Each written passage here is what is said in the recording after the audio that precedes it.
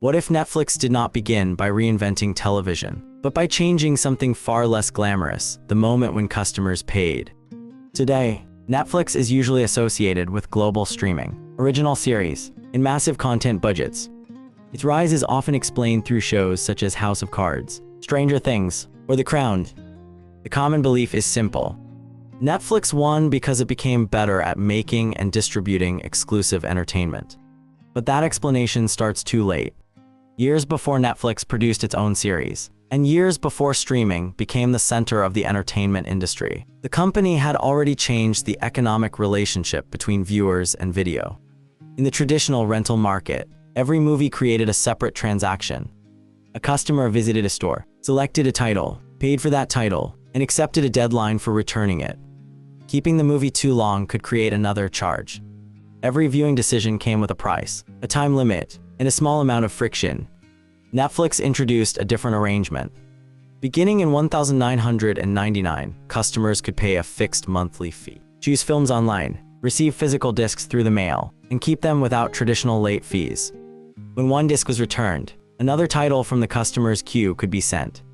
At first, this looked like a more convenient version of video rental. There was no need to drive to a store. The selection was broader. The return process was easier. But convenience alone does not explain what followed. The deeper change was that Netflix stopped treating each film as a separate sale. Instead, it began treating the customer relationship as an ongoing service. That changed the customer's behavior. Once the monthly payment had already been made, watching another film no longer required another purchase decision. The question was no longer, is this movie worth paying for? It became, what should I watch next? It also changed what Netflix could learn. Every search rating selection and queue update revealed something about the customer's preferences. The company was no longer seeing isolated rental transactions. It was observing a continuous pattern of demand, and it changed how revenue arrived. Instead of waiting for customers to return and pay again, Netflix received recurring payments from subscribers who remained with the service. By the end of 2007, Netflix had approximately 7.5 million subscribers. Yet at that point, the company was still primarily known for sending physical discs through the mail. Its most famous original programs did not exist. Its global production operation had not been built. The streaming wars had not begun. So the foundation of Netflix's power appeared before the content strategy most people now associate with its success. That creates a more important question. Did Netflix transform television because it learned how to make better entertainment? Or did it first build a business model that changed how people paid, watched, and stayed connected to an entertainment service? To answer that, we have to return to the industry Netflix entered and examine what happened when entertainment stopped being a series of individual transactions and became a monthly relationship. To understand why this mattered, we have to look at the business that Netflix entered rather than the company it eventually became. For decades, home entertainment was built around individual transactions. Whether customers rented a video cassette, purchased a digital download, or later paid for a video-on-demand title, the underlying logic remained remarkably similar. Every movie had to justify its own price. Every viewing decision required a new purchase decision. That structure shaped the entire industry. Video rental chains such as Blockbuster optimized store locations, inventory, and the number of copies available for popular releases. Studios depended heavily on revenue generated from individual rentals and purchases. Success was measured title by title, weekend by weekend, and transaction by transaction. The customer relationship was relatively short. Once a rental ended, the business had to persuade the same customer to return and pay again. Netflix quietly replaced that logic with a different one. Instead of asking how to maximize the profit from each movie, the company increasingly focused on how to maximize the value of an ongoing subscription.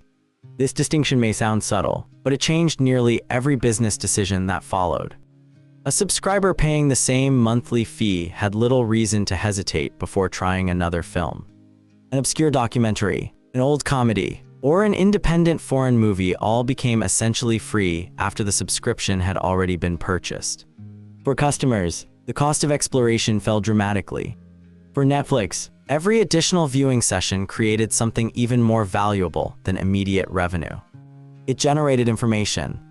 Each search rating, Abandoned title, completed film, an updated queue revealed patterns that could improve recommendations. The service gradually became more personal, not because customers paid more, but because they stayed longer. The company itself emphasized this transition. In its public filings during the early years of the subscription business, Netflix described subscriber growth as one of its most important operating metrics. Rather than counting individual rentals, the business increasingly measured how many members it could attract and retain over time. That shift also transformed financial planning. Instead of relying on unpredictable spikes in demand around blockbuster releases, recurring subscription revenue made future cash flows more visible. Greater predictability did not eliminate business risk, but it allowed management to make longer-term investments with more confidence than businesses dependent primarily on one-time transactions. By the end of 2007, Netflix reported approximately 7.5 million subscribers while continuing to grow revenue and expand its digital ambitions. At the same time, broadband internet connections were becoming more common, creating conditions for online video distribution that had not existed only a few years earlier. Those two developments are often discussed separately. One is treated as a technological story. The other is treated as a pricing decision. In reality, they reinforced each other. Streaming technology made instant delivery possible, but technology alone could not determine how customers would pay, how companies would recover content costs, or how they would compete over the long term. Netflix had already established a customer relationship built on continuous access rather than repeated purchases. That meant a new distribution method could be introduced without asking millions of customers to rethink how they paid for entertainment. The infrastructure of the relationship already existed before the infrastructure of streaming reached maturity. That would become the foundation for the most important strategic decision in Netflix's history, when the company stopped treating internet video as an experiment and began integrating it into the subscription model that had already reshaped its business. Everything changed in January 2007. That was when Netflix introduced Watch Now, allowing subscribers to begin watching selected movies and television programs instantly over the internet without paying anything beyond their existing monthly subscription. Looking back today, it is easy to treat this as the moment streaming defeated physical media. But Netflix itself described the move differently in its annual reports. The company continued to view its DVD subscription business as the foundation while gradually expanding internet delivery. Streaming was not launched as a completely separate business. It was introduced as another benefit inside an existing subscription relationship. That distinction mattered. If Netflix had charged customers every time they streamed a movie, internet delivery would simply have become another transactional product. Customers would still pause before every viewing decision, weighing whether each title justified another payment. Instead, every additional film watched increased the value of the subscription customers had already purchased. The economics of the service began to shift. Success was no longer determined by how much revenue one particular movie generated. Instead, Netflix could ask a different question. Did this collection of content make subscribers feel that their monthly membership was worth keeping? That single change influenced decisions throughout the company. Less popular films were no longer valuable only if they generated direct sales.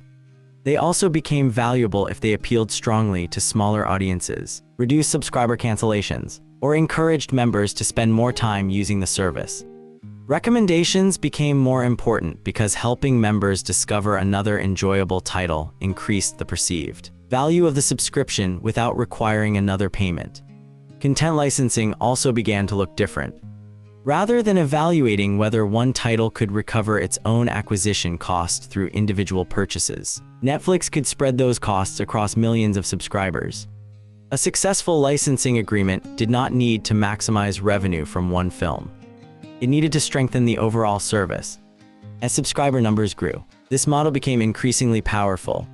However, it also introduced a new challenge. Streaming rights were expensive, and customer expectations were changing quickly. Providing unlimited access every month required continuous investment in content technology and infrastructure. Those pressures became impossible to ignore in 2011. Netflix announced that its DVD by mail service and streaming service would be priced separately, with each subscription costing $7.99 per month.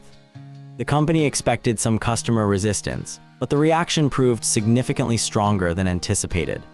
Management later acknowledged that the changes had increased customer cancellations beyond expectations while emphasizing that streaming content costs were rising rapidly. This episode is often remembered as a pricing mistake. It certainly was one, but it also revealed something much more important about the business itself. The monthly subscription was no longer just a convenient payment method. It had become the central connection between customer expectations, content investment, and long-term growth. Every decision about pricing affected subscriber retention. Every change in subscriber retention affected future revenue. Every change in future revenue influenced how aggressively Netflix could invest in acquiring and producing content. By this point, the company was no longer simply distributing entertainment through a new technology. It had built a business in which pricing, customer behavior, investment decisions, and content strategy were becoming tightly connected. The question was no longer whether streaming would replace DVDs. The more important question was why this particular economic structure allowed Netflix to make strategic decisions that traditional television companies found far more difficult to match. By this stage, it becomes clear that focusing only on Netflix's content strategy explains the outcome, but not the mechanism that made the outcome possible. Original programming certainly strengthened Netflix's competitive position. Successful series attracted attention, won awards, and persuaded more people to subscribe. But those productions were not the starting point of the company's strategic advantage. They were the consequence of an economic model that had already changed how the business operated. The critical asset was not a television show. It was a recurring relationship with millions of paying members. That relationship changed the incentives behind almost every major business decision. Consider how a traditional television network evaluates success. Programs compete for ratings because ratings determine advertising revenue. Every time slot matters. Every episode must attract enough viewers to justify its place in the schedule. The business is largely optimized around maximizing audience attention at specific moments. Netflix operates under a different logic. The company does not need every title to become a cultural phenomenon.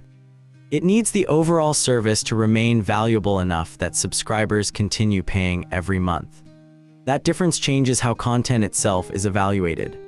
A documentary that appeals to a relatively small audience may still create meaningful value if it encourages a particular group of subscribers to remain with the service. A foreign language drama can justify its investment if it strengthens Netflix's position in international markets. A children's program may matter because it increases household engagement across multiple family members. The value of each title is therefore connected to the strength of the subscription ecosystem rather than only to its individual popularity. The same principle extends beyond content. Recommendation algorithms become strategically important because helping members discover another program increases the perceived value of the subscription. User interface design becomes strategically important because reducing friction encourages more viewing. Expanding to additional devices becomes strategically important because easier access reinforces daily usage. Each improvement may appear independent. In reality, every improvement serves the same economic objective, increasing the likelihood that subscribers remain members. This creates a reinforcing cycle. Recurring revenue provides greater visibility into future cash flow. More predictable cash flow supports larger investments in technology and content. Better technology and stronger content improve the customer experience. A better customer experience helps retain subscribers. Higher retention strengthens recurring revenue once again. Netflix itself has repeatedly described this relationship in communications with investors.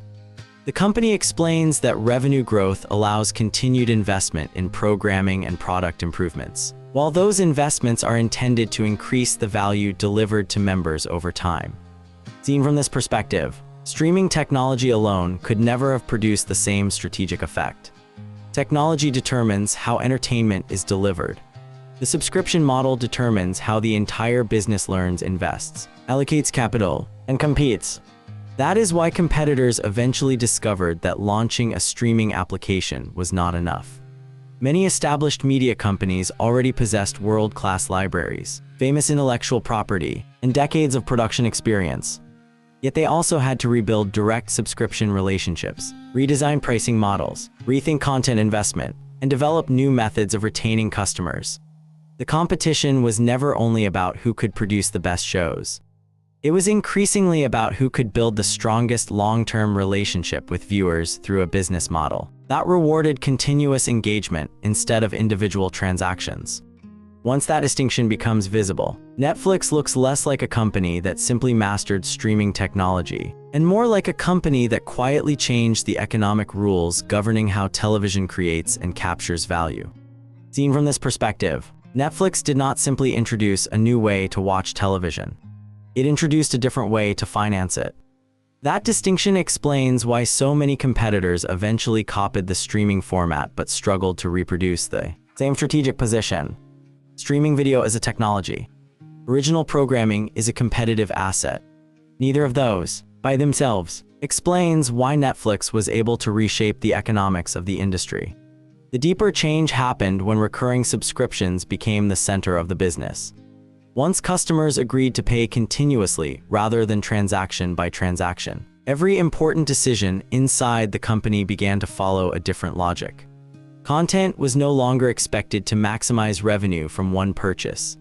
Instead, it had to increase the long-term value of membership. Recommendation systems were no longer simply product features. They became tools for helping subscribers discover more value before considering cancellation. Technology investments were no longer focused only on delivering video more efficiently. They existed to make the service easier to use across every device, increasing engagement and strengthening the relationship between the customer and the platform. Even original productions fit into the same economic structure. Producing exclusive content certainly gave Netflix greater control over its catalog and reduced dependence on outside studios. It also created intellectual property that competitors could not license. But those investments became possible because the subscription model generated recurring revenue that could support long-term capital allocation. The direction of cause and effect matters. Original content strengthened the subscription business. The subscription business made large-scale original content financially sustainable. That sequence changes how we understand the entire streaming industry. The real competition was never limited to who owned the best movies or produced the most popular series. It gradually became a competition over who could build the strongest recurring relationship with viewers. That explains why nearly every major media company eventually launched its own direct-to-consumer subscription platform. Disney, Warner Bros. Discovery, Paramount, NBC Universal, and many others were not merely responding to streaming technology. They were responding to a business model that had changed how value was created, measured, and captured. Netflix continues to describe its business in similar terms today. Rather than selling individual programs, the company offers members unlimited access across devices through an ongoing subscription while continuously investing in programming and product improvements designed to increase the value of that membership over time. Looking back, the history of Netflix appears different from the version most people remember. The company did not become powerful because it suddenly learned how to make exceptional television. It first changed the economics that determined how television would be paid for. Everything that followed, from recommendation algorithms to billion-dollar content budgets and global streaming competition, grew from that foundation. The story of Netflix is therefore not only about entertainment. It is about what happens when a business replaces one-time transactions with an ongoing relationship. When revenue becomes recurring, customers become long-term partners rather than isolated purchases. And once that relationship becomes the company's most valuable asset, every decision, every investment, and every competitive advantage begins to reinforce the same system. That is why Netflix did not simply add another movie service to the market. By changing the way people paid for entertainment, it quietly changed the way the entire television industry learned to compete.